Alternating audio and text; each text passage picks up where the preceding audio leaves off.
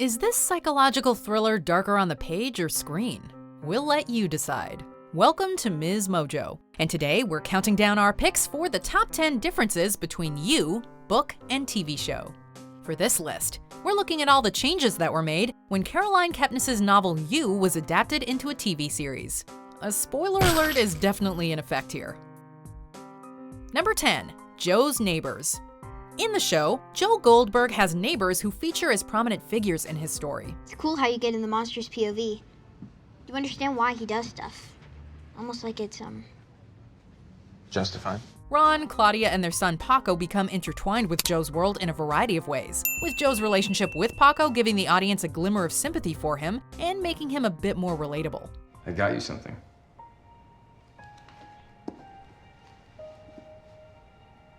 Fans might be surprised to learn, however, that this family is not present in the book at all. Considering what a compelling storyline this is, we're impressed the writers were able to conceive of it without any source material. It's kind of you to get involved. I know things have been a little bumpy here the past few weeks. Try months. I just want you to know that we're working on it. Because they don't exist, they also don't introduce him to Karen, who does appear in the book but not in exactly the same role. You are so good. You too, babe.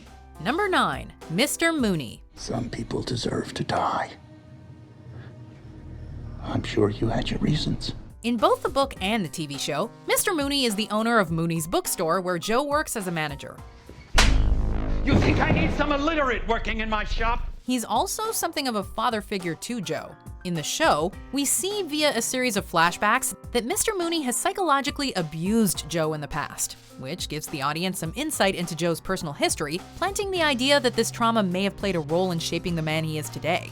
And when I fail, you lock me in. Exactly. Because I love you.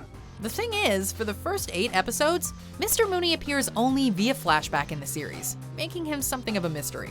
In the book, Joe visits him much more casually, borrowing his car in order to stalk Beck when she goes to Bridgeport. He took me in when I was just about Paco's age. He taught me everything I know. He was really my only family. Number 8, Benji. Do not tell me that you're doing this because of Beck. She's not my girlfriend. You can have her.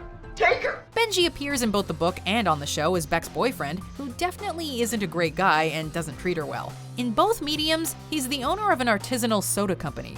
Though in the book, the author adds that his company, quote, symbolizes everything bad about right now. I own a business. That's right. Home soda. It's artisanal. It's gonna blow up. Is it? Joe murders Benji in both the book and the show, but the show's writers made that killing slightly more justifiable by making Benji a killer as well. I've got the video, right? I mean, solid maybe. The thing is, that doesn't make up for the damage you've done. I'm sorry. He reveals to Joe that he killed one of his friends in a frat hazing incident, which seemingly adds to Joe's decision to take him out. Maple almond latte. 2 stevia. 2 tablespoons of peanut oil. Number 7, Beck's death.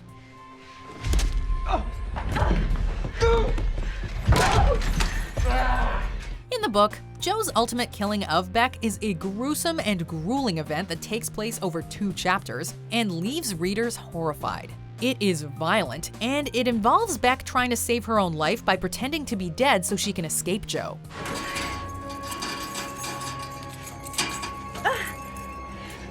The setting is different as well. In the book, she dies in the shop itself, while in the show, the scene takes place in the basement. On the show, we get a glimmer of hope that Paco might be able to save her from this untimely end. But of course, since Paco doesn't exist in the book, there's no one to help her. Paco, thank God, I need your help. Open this door right now. Joe, he is downstairs, and he's crazy. Number 6, Peach's suspicion. You met Beck at a bookshop, right? That's right. Only in New York. And then you just happen to meet again. Peach is Beck's friend who happens to be quite wealthy and who plays a significant role in Joe and Beck's story in both mediums. In the book, however, Peach isn't nearly as suspicious of Joe from the start like she is on the show. God, thank goodness for you. I mean, being in Greenpoint of all places, at the very right moment. She doesn't have a confrontation with Joe about his relationship with Beck. She does still think that someone is stalking her, but she never explicitly says it's Joe. In the book, Peach is also more possessive of Beck and often stops her from spending time with her other friends. Can I be honest? She's lucky she has me.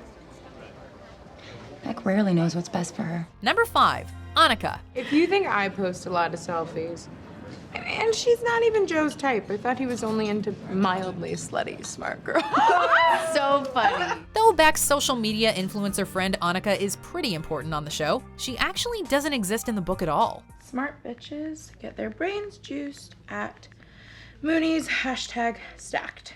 Beck instead has a friend named Hannah with a much less significant role. It makes sense that the writers of the show would need to give Beck more friends to talk to so that we can hear what she's thinking and understand her perspective. Do you run everything you post by Peach first? Hell no. In fact, Beck's entire friend group is much more cohesive on the show, with her friends playing major roles and spending time with Peach, even though this was something that really didn't take place in the book.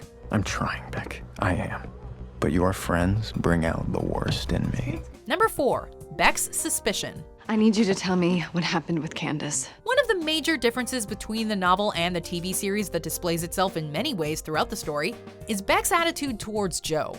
I am going crazy over here because there's no evidence that she was in Italy at all. In the book, she's relatively naive and isn't particularly suspicious of him despite all the crazy stuff that's going on behind her back. Okay, well, if you can't tell me, then show me. Show me your phone. Are you serious right now? You said yourself you have a hard time with good guys. What are you talking about? In the show, however, she's more clued into his questionable actions. The best example of this is when she catches him following her in Central Park and calls him out for stalking her. Are you following me? So while in the show Beck breaks up with Joe because she's worried he doesn't have faith in her, no such exchange occurs in the source material. You and I were over. Number 3, Beck finding Joe's collection.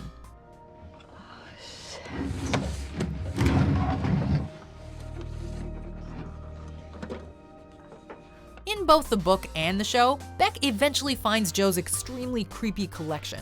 A box containing things like her old cell phone and some other unsettling mementos he's kept. But only in the show does this include some pretty incriminating evidence of past crimes.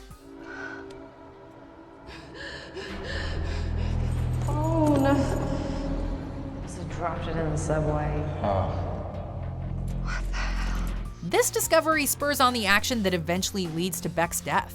On the show, Beck is tipped off by Paco and finds the box in the ceiling above the toilet in Joe's apartment. But in the book, it's found in a hole in the wall that Joe made when he threw a typewriter at it. Just tell him sorry I had it so long. I forgot it was still in the ceiling. In the ceiling? Yeah, above the toilet. He said it was a good place to hide things. Number 2, Candace's involvement. Hey, bunny. The show ends on a cliffhanger of sorts, with Candace showing up at Joe's bookstore and telling him that they have, quote, unfinished business, leading seamlessly into an inevitable second season for the show. I think we have some unfinished business to talk about. In the book, however, it's incredibly clear that Candace is dead, so there's no chance of her coming back and seeking retribution on Joe. Candace. Oh. Bunny, are you okay? Perhaps more importantly, Candace's story is somewhat of a footnote in the book, showing that Joe has killed one of his exes and telling the reader how dangerous he is. On the show, she actually gets a fleshed out story, which makes things much more interesting. Thanks for your help, Joe. It's my pleasure, Candace. You know, the thing about the show I find so interesting is how so many viewers ended up crushing on Joe even though he's a stalker and a murderer. But that makes you reevaluate your own opinions on things, so it's even more fascinating as far as I'm concerned. Anyway, did you read the book and watch the show? If so, can you guess what our number 1 is? Let's check out these honorable mentions and then we'll find out. Stop. It's just first, last, and a deposit, okay? Don't be so noble. Okay, just take the check and stop stressing. Benji has to go.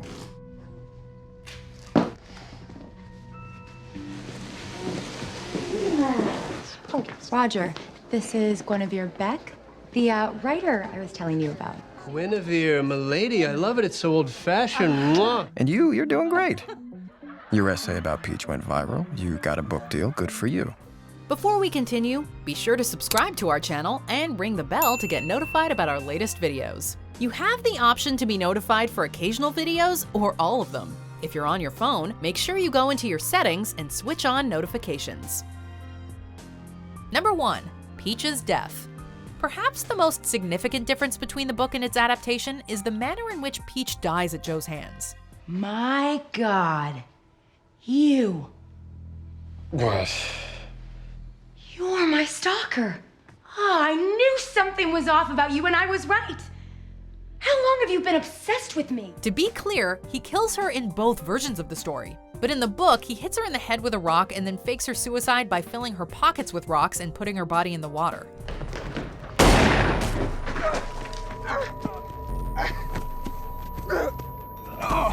He fakes her suicide on the show too, but only after the two have a skirmish over a gun, which she loses. Joseph? He types up a suicide note, but it doesn't convince everyone that her death wasn't a suspicious one. In the book, her disappearance and death draw relatively little attention or scrutiny.